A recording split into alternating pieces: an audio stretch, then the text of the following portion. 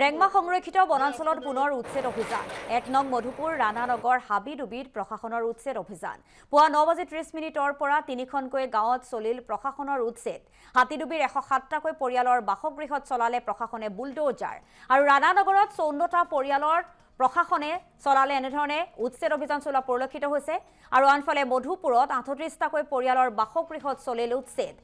30খনৰো অধিক এক্সকেভেটৰৰ সহযোগত চলিছে এই উচ্ছেদ অভিযান পুৱা 9:30 পৰা চলিছে এই উচ্ছেদ অভিযান উচ্ছেদস্থলীত আৰক্ষী CRPF আৰু বন বিভাগৰ লোক উপস্থিত হৈছে আমি দৃশ্যাংশ দেখুৱাইছো ৰেংমা সংৰক্ষিত বনাঞ্চলতে পুৱাৰ ভাগৰ পৰা চলিছে পুৱা 9:30 পৰা চলিছে উচ্ছেদ অভিযান 3খনকৈ গাঁৱত প্ৰশাসনে চলাইছে বুলডোজাৰ আৰু এই সন্দৰ্ভত আমাক সামগ্ৰিক পৰিৱেশটো ৰেংমা সংৰক্ষিত বনাঞ্চলত উপস্থিত আছে আমাৰ সতীৰ্থ ৰাজকল্প হাজৰিকাই দেখুৱাব সামগ্ৰিক পৰিৱেশটো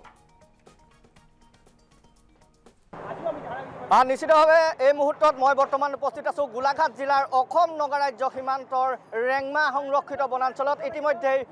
ৰেংমা সংৰক্ষিত বনাঞ্চলৰ ভূমিত চলিছে প্ৰশাসনৰ এফালৰ পৰা বুলডোজাৰ দেখুৱাই গৈছোঁ সামগ্ৰিক দৃশ্যাংশটো এই মুহূৰ্তত প্ৰত্যক্ষ কৰিছে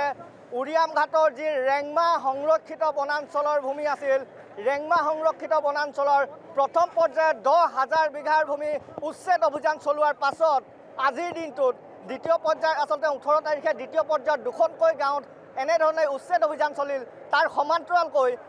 আজিৰ দিনটোত সৰ্বমুঠ 3খনকৈ গাঁৱত আচলতে চলিছে প্ৰশাসনৰ বুলডোজাৰ দেখুৱাই গৈছোঁ সামগ্ৰিক দৃশ্যাংশটো হাতিডুবি আচলতে এই মুহূৰ্তত মই হাতিডুবি গাঁৱত উপস্থিত আছোঁ হাতিডুবি গাঁৱত 107টাকৈ বাসগৃহত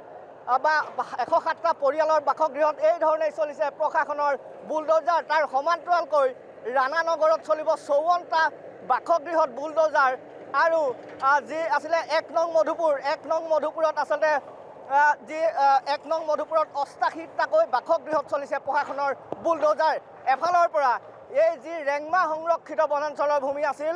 এই এসময়ত সন্দেহযুক্ত নাগৰিকে গিজগিজাই থকা ৰেংমা সংৰক্ষিত বনাঞ্চলৰ ভূমিত এতিয়া চলিছে প্ৰশাসনৰ বুলডোজাৰ সামগ্ৰিক দৃশ্যাংশ দেখুৱাইছোঁ তাৰ সমান্তৰালকৈ CRPF বাহিনী আৰক্ষী বন বিভাগৰ লোকৰ উপস্থিতিত এনেধৰণেই 30ৰো অধিক এক্সকেভেটৰে আচলতে এফালৰ পৰা ধ্বংসস্তূপত পৰিণত কৰিছে অবৈধভাৱে নিৰ্মাণ কৰা বাসগৃহসমূহ মোৰ সৈতে আছে ছাত্ৰ সন্থাৰ নেতৃত্ব আছে কিছু মন্তব্য ল'ম কি ক'ব এফালৰ পৰা ৰেংমা সংৰক্ষিত বনাঞ্চলৰ ভূমিত চলিছে বুলডোজাৰ হয় আচলতে সদৌ অসম ছাত্ৰ সন্থাই যোৱা 46টা বছৰে আমি অসমৰ এই অবৈধ বেদখলকাৰীক উচ্ছেদ কৰিব লাগে বা বেদখলকাৰীক এই অসমৰ পৰা বিতৰণ কৰিব লাগে বুলি আমি কৈ আহিছিলোঁ আৰু অসম চুক্তি 10 নম্বৰ দফাত স্পষ্টকৈ উল্লেখ আছে যিসমূহ চৰকাৰী ভূমি বা বনাঞ্চলসমূহ যিসকলে দখল কৰি আছে তেখেতলোকে উচ্ছেদ কৰিব লাগে অসম নাগালেণ্ড ৰেংমা বনাঞ্চলৰ প্ৰথম পৰ্যায়ত সফল সমাপ্তিৰ পাছত উচ্ছেদৰ পাছত আচলতে আজি দ্বিতীয় পৰ্যায়ত তেখেতলোকে উচ্ছেদৰ তথা তেখেতলোকে বুলডোজাৰ চলাইছে আমি সদৌ অসম ছাত্ৰ সন্থাই পুনৰবাৰ অসম চৰকাৰৰ যিটো কাৰ্যসূচী আমি আদৰণি জনাইছোঁ আৰু এটা কথা ক'ব বিচাৰিছোঁ কোনো কাৰণত আচলতে এগৰাকী ঘৰ থাকি নোযোৱাকৈ বা এজনো ব্যক্তি থাকি নোযোৱাকৈ এই বুলডোজাৰ চলাবৰ বাবে সদৌ অসম ছাত্ৰ সন্থাই পুনৰবাৰ অনুৰোধ জনাইছোঁ আৰু এটা কথা ক'ব বিচাৰিছোঁ এতিয়াও কিন্তু বহু অঞ্চল বা বহু গাঁও তেখেতলোকে দখল কৰি আছে বেদখলকাৰীয়ে সেইসমূহ গাঁৱত কিন্তু তেখেতলোকে জৰীপ কাৰ্য বা বুলডোজাৰ চলোৱা নাই সেইসমূহ গাঁৱতো বুলডোজাৰ বা জৰীপ কাৰ্য চলাবৰ বাবে সদৌ অসম ছাত্ৰ সন্থাই অসম চৰকাৰৰ লগতে মাননীয় বন বিভাগক আমি অনুৰোধ জনাইছোঁ নিশ্চয় দেখা পোৱা গৈছে যে নগালেণ্ড প্ৰশাসনৰ লোক আহি ইয়াতে আচলতে কিছুদিন পূৰ্বে অলপ বাধা দিয়া বা ফেন্সিং বনানীকৰণৰ প্ৰক্ৰিয়া বন্ধ ৰখাৰ নিৰ্দেশ দিছিল কিন্তু বন বিভাগে বন্ধ ৰাখিছে কি ক'ব হয় আচলতে যে আমি সেইটো কথা আমি অৱগত হৈছিলোঁ আৰু তেতিয়া আমি বন বিভাগক অনুৰোধ কৰিছিলোঁ যে কি কাৰণে আচলতে ফেন্সিংসমূহ তেখেতলোকে উঠাই দিছে তেতিয়া এটা কথা কৈছিল যে এই অঞ্চলটো আচলতে এটা সীমা বিবাদ অঞ্চল এই ডেপ এৰিয়া এই অঞ্চলত আচলতে কোনো স্থায়ীভাৱে কাম যেতিয়ালৈকে আচলতে সীমান্ত অঞ্চল আচলতে স্থায়ী সমাধান নহয় তেতিয়ালৈকে কোনো এটা কাৰ্যসূচী চলাই যাব নোৱাৰে সেইকাৰণে তেখেতলোকে বন বিভাগে তেখেতলোকে খুঁটাসমূহ উঠাই দিছিল বুলি আমাক জানিব পৰা গৈছে আৰু আমি এটা কথা ক'ব বিচাৰিছোঁ নাগা প্ৰশাসনে বা নাগালেণ্ড চৰকাৰে যি ধৰণে সহযোগ কৰিছে কিন্তু নাগা পাব্লিকসকলে যি ধৰণে তেখেতলোকে বিভিন্ন সময়ত তেখেতলোকে বাধা প্ৰদান কৰি আহিছে আমি এটা কথা ক'ব বিচাৰিছোঁ নাগালেণ্ড মানে জনসাধাৰণক কিন্তু অসমৰ জনসাধাৰণক কিন্তু কোনো কাৰণত দুৰ্বলতা বুলি তেনেকৈ ভাবিব নালাগে আমাৰ সৰলতাখিনি তেখেতলোকে দুৰ্বল বুলি ভাবিব নালাগে কিন্তু আমিও আচলতে অসম চৰকাৰৰ প্ৰতি সমৰ্থন জনাই বা ভাৰত চৰকাৰৰ প্ৰতি সমৰ্থন জনাই নাগালেণ্ড চৰকাৰৰ প্ৰতি সমৰ্থন জনাই আচলতে এই অঞ্চলটো আচলতে স্থায়ী সমাধান কৰিবৰ বাবে অসম চৰকাৰৰ লগতে ভাৰত চৰকাৰক আমি সদৌ অসম ছাত্ৰ সন্থাই অনুৰোধ জনাইছোঁ হয় নিশ্চয়কৈ পুৱা ভাগৰ পৰাই চলি আছে প্ৰশাসনৰ বুলডোজাৰ তাৰ সমান্তৰালকৈ দেখুৱাই গৈছোঁ এই মুহূৰ্তৰ দৃশ্যাংশটো দেখুৱাব NB নিউজৰ টেলিভিশ্যন স্ক্ৰীণত প্ৰত্যক্ষ কৰিছে যি চলিছে এফালৰ পৰা বুলডোজাৰ তাৰ সমান্তৰালকৈ উৰিয়াম ঘাটৰ যি ৰেংমা সংৰক্ষিত বনাঞ্চলৰ ভূমি আছিল ৰেংমা সংৰক্ষিত প্ৰথম পৰ্যায়ত যি 10,000 বিঘা ভূমি উচ্ছেদ অভিযান চলোৱাৰ পাছত দ্বিতীয় পৰ্যায়ত আচলতে যি 18 তাৰিখে দ্বিতীয় পৰ্যায়ৰ দুখনকৈ গাঁও হৈছিল তাৰ পাছতে নগা প্ৰশাসন বা কিছু নগা লোকৰ কিছু আচলতে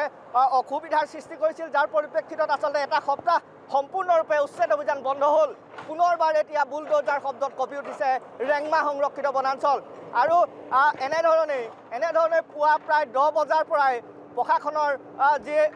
বন বিভাগ আৰক্ষী প্ৰশাসন CRPF বাহিনীৰ সহযোগত এতিয়া ৰেংমা সীমাঞ্চলৰ ভূমিৰ 3খনকৈ গাঁৱত বুলডোজাৰ শব্দত কঁপি উঠিছে ৰেংমা সীমান্ত সংৰক্ষিত বনাঞ্চল ধন্যবাদ জনাইছোঁ ৰাজকল্প সামগ্ৰিক পৰিৱেশটো দেখুৱাৰ বাবে আৰু পুৱা 9:30 পৰা এনেধৰণে ৰেংমা সংৰক্ষিত বনাঞ্চলত চলি আছে প্ৰশাসনৰ বুলডোজাৰ বহুকেইটা বাসগৃহ ইতিমধ্যে ভাঙি পেলোৱা দেখিবলৈ পোৱা গৈছে আৰু আনফালে আৰক্ষী আৰু প্ৰশাসনৰ লোকসকল সষ্টম হৈ থকা দেখিবলৈ পোৱা গৈছে 500ৰো অধিক মাদ্ৰাছা আৰু মছজিদত চলিছে প্ৰশাসনৰ উচ্ছেদ অভিযান 30খনৰো অধিক এক্সকেভেটৰৰ সহযোগত আৰক্ষী বন বিভাগৰ লোক আৰু CRPF বাহিনী নগা আৰক্ষীৰ উপস্থিতিতে পুৱাৰ ভাগত চলিছে উচ্ছেদ অভিযান